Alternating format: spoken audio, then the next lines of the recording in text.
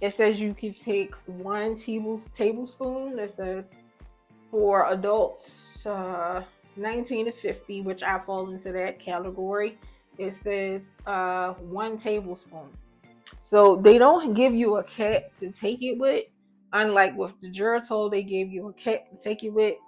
So, but I have my Geritol cap and it is 1 tablespoon. So that's what we'll be using. All right, so let me smell it. Mm, okay, so it does not have a bad smell. It smells